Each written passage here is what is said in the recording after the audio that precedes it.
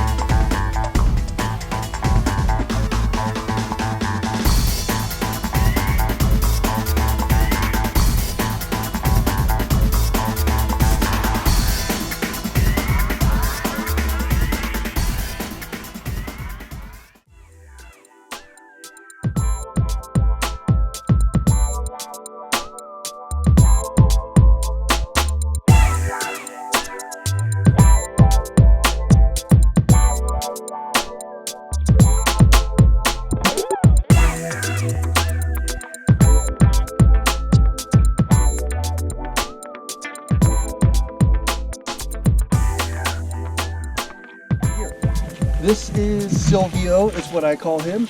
He is a 2014 Ford E350 van, Econoline. And it doesn't have four-wheel drive. I looked at the cost of four-wheel drive and decided against it. But I've got a WeldTech lift kit on it, 6-inch. It's got Method rims with 33-inch tires, BF Goodrich. I decided to go with the spare tire on the front. Again, it was a little bit cheaper than going with the swing out aluminous spare tire carrier on the back. And so far this has been okay. It hasn't really impacted the cooling of the vehicle because you can see how it's blocking a lot of the grill. Up top I've got a 300 watts light bar. I've got 300 watts worth of solar panels up here. I got these floodlights, so when we're camping in the dark and we need to light up the area, it can easily do that. Got an ARB awning, which we've used from time to time, but if I had to do it again, I probably wouldn't invest the money in the awning. I got a Yakima rocket box up there, holds tools, trekking poles, boxing gloves, all kinds of random things that you might need from time to time, snow chains and things of that nature. Van or an adventure vehicle, the first place you'd probably want to start is with a passenger swivel seat. You can do swivel seats for both the passenger and driver, but I just opted for the passenger. And it really opens up this area right here and allows a living room type of feel. It allows you to move back and forth very easily between the bed and the passenger seat if you want to brush your teeth and do whatever you want to do. So working our way back to the bed, we have a fridge here. I know it's kind of a big fridge. It draws a lot of power, but I got some good deep cycle batteries which can handle it. So we got a nice little fridge here, got some storage. You know, got typical stuff, canned goods in both of these, and paper plates and cooking utensils and whatnot.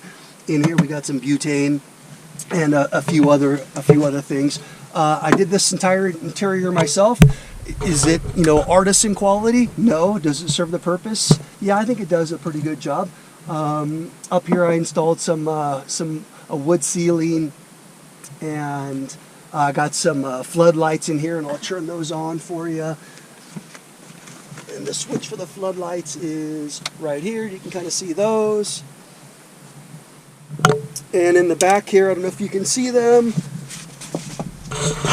but I got a max air fan right back here, and a couple spotlights back here for reading. Windows have a nice tint on them, and I'll occasionally put that Reflectix stuff in the windows, and it really does a nice job of keeping the heat out of the car. Underneath